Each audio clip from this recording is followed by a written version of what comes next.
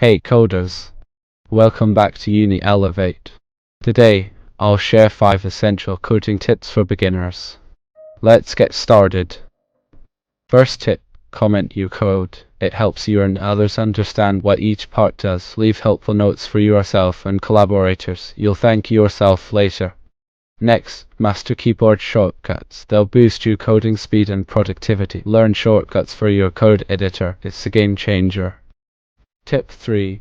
Break down complex problems. Take it step by step and you'll solve any coding challenge more easily.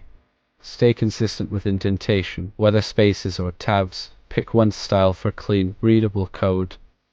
Last tip, practice. Coding improves with practice. Keep coding and take on new challenges. That's it for the 5 essential coding tips for beginners.